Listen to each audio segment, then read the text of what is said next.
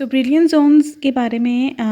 जितना मैंने अभी देखा है या समझने की कोशिश की है, कुछ बातें मुझे पता चली हैं वो मैं शेयर कर देती हूँ in order to write them जब भी अगर पेपर आता है या जो भी होता है। तो ब्रिलियंट जोन्स के स्पेस में एग्जिस्ट करते हैं, के स्पेस या फिर रेसिप्रोकल स्पेस में, जिसे रेसिप्रोकल लैटिस के लिए ये डिफाइंड होते हैं। जो ब्रिलियंट जोन्स हैं उनकी जो मैथमेटिकल जो भी चीज़ें कैलकुलेट की जाती हैं या फिर उनको यूज़ जो है उनका यूज़ जो है वो किया जाता है इनके स्पेस रेसिप्रोकल स्पेस में किया जाता है। ये जो रियल स्पेस होती है, फॉर एग्जांपल जिनमें हम A B and C as variables ले रहे होते हैं, लैटिस कॉन्स्टेंट्स ले रहे होते हैं, या फिर रियल स्पेस के जो हम कोऑर्डिनेट्स ले रहे होते हैं, उसके लिए ये नहीं यूज़ होता, बल्कि ब्रिलियंट जोन को यूज़ करना और इससे यूज़फुल इंफॉर्मेशन को एक्सट्रैक्ट करने के लिए हम के स्पेस को यूज़ करते हैं, क्योंकि के स्पेस में ही ब्रिलियंट जोन्स बन रहे होते हैं और एग्जिस्ट कर रहे होते हैं। तो नॉर्मली ऐसा होता है कि जो लैटिस के जो भी वेरिएबल्स आ रहे होते हैं या भी जो भी उनकी कैलकुलेशंस होती हैं, वो रियल स्पेस के अगर हम वेरिएबल्स लेते हैं ना, तो वो काफ़ी टफ और कॉम्प्लेक्स हो जाती है और उसमें वो सिमेट्री या फिर वो डिस्टिंक्शन नहीं एग्जिस्ट कर रही होती वेरियस फिनोमेनास में। फॉर एग्जांपल अगर एनर्जीज़ के देखें तो उसमें जो स्पेस के वेरिएबल्स में होगा वो मिक्स्ड होगा, ठीक है, लेकिन अगर वो के स्पेस में कंसिडर किया जाए तो वो डिस्टिंक्टिव एनर्जीज़ आती हैं डिफरेंट के करस्पॉन्डिंग। तो इस तरह से हम बहुत इजीली के स्पेस को यूज़ करते हुए, मोमेंटम स्पेस या फिर रेसिप्रोकल जिसे स्पेस कहते हैं, उसको यूज़ करते हुए जो बिहेवियर है वो ज़्यादा क्लियर और एक पैटर्न फॉर्म में आता है। तो इस रेसिप्रोकल फॉर्म को यूज़ करते हुए इसीलिए हम एक्स रे डायफ्रैक्शन में भी रेसिप्रोकल लैटिस को यूज़ करते हैं और इन रेसिप्रोकल पैरामीटर्स से हम बिहेवियर्स चेक कर लेते होते हैं कि क्या होगा लैटिस का किसी भी चीज़ के लिए। फॉर एग्जांपल लाइट का इंट्रैक्शन हो गया या फिर एनर्जी बैंड्स जो होते हैं, बैंड गैप्स जो होते हैं, इलेक्ट्रॉनिक स्ट्रक्चर्स या उनके बिहेवियर्स भी जो हैं वो के स्पेस में ही किए जाते हैं। और ये लैटिस वाइब्रेशंस में भी हम ब्रिलियंट जोन्स को देखेंगे, वो भी के स्पेस में एग्जिस्ट कर रही होंगी, वहाँ पे भी मोमेंटम स्पेस या फिर जो ये 2π/λ के करस्पॉन्डिंग होता है ना, तो ये इसके करस्पॉन्डिंग जो जोन्स बन रहे होंगे वो हम उनमें ब्रिलियंट जोन्स को देखेंगे और उन ब्रिलियंट जोन्स की एक स्पेसिफिक प्रॉपर्टीज़ होती है, वो स्पेसिफिक रिजल्ट्स देते हैं, तो उनके नौयत से हम उन्हें ब्रिलियंट जोन्स कहते हैं। और वैसे अगर हमें अगर रियल लैटिस गिवन हो, ठीक है, ये तो हमने कहा ना कि रेसिप्रोकल लैटिस में ब्रिलियंट जोन्स एग्जिस्ट करते हैं, तो अगर हम ब्रिलियंट जोन निकालना चाहते हैं यूजिंग अ रियल लैटिस, तो रियल लैटिस में जो विग्नर सीड्स परमिटिव यूनिट सेल होता है ना, रियल लैटिस में, जैसे ये एक रियल लैटिस थी, इसमें हमने ये विग्नर सीड्स फर्स्ट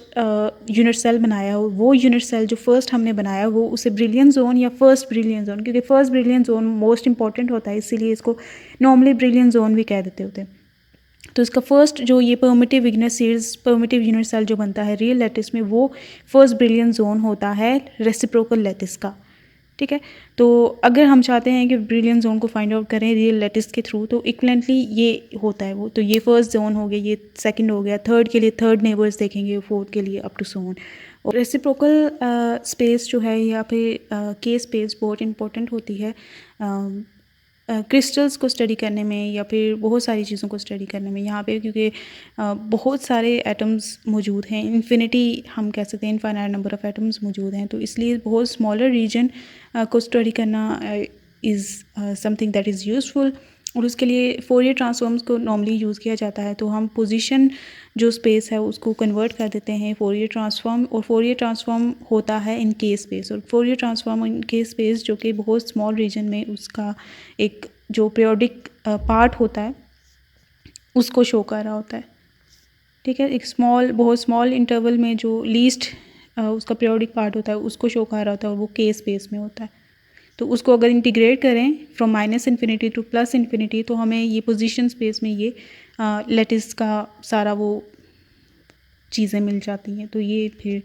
इस तरह से K space is very important and brilliant zones exist in reciprocal space, K space में एग्जिस्ट करते हैं हमेशा, और दैट इज़ वाई 2π/a हम देख सकते हैं lattice parameter is in the denominator, और ये रेसिप्रोकल स्पेस ही होती है। तो डिपेंड्स कि पीरियड क्या है और वो फिर इंटरवल्स इनके डिसाइड होते हैं उसकी बेस पे। तो और ये बहुत इंपॉर्टेंट होते हैं इलेक्ट्रॉनिक प्रॉपर्टीज़ को शो करने में या फिर बैंड गैप्स को बताने में, और इन्हीं को यूज़ करते हैं क्योंकि फर्स्ट ब्रिलियन जोन और सेकंड ब्रिलियन जोन यहाँ पे तो हमें ये कंटिन्यूस लग रहे हैं ना इन पोजीशन अगर हम देखें तो, लेकिन जब इनकी एनर्जीज़ को कैलकुलेट किया जाता है तो फर्स्ट ब्रिलियन जोन की बाउंड्री और जो सेकंड ब्रिलियन जोन की बाउंड्री है उन दोनों के दरमियान कुछ गैप्स एग्जिस्ट कर रहे होते हैं जो कि हम फॉरबिडन गैप्स का नाम देते हैं। तो ये सारी चीज़ें मतलब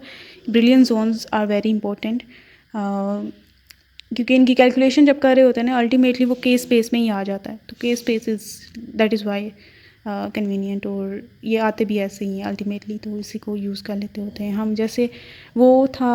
हमने पार्टिकल इन अ बॉक्स देखा था, या फिर ये जो अभी 3D पोटेंशियल वेल हमने देखा था न्यूक्लियर फिज़िक्स में, तो उसमें जो रिजल्ट्स थे वो के स्पेस में आ रहे थे ना, तो हमने जो प्लॉट किया था वो फिर के स्पेस में किया था। वो इस तरह का प्लॉट था कुछ, के स्पेस में हमने डिफरेंट मोड्स को बनाया था और के स्पेस में किया था क्योंकि अल्टीमेटली रिजल्ट्स के स्पेस में ही आ रहे थे। तो the reason is same here.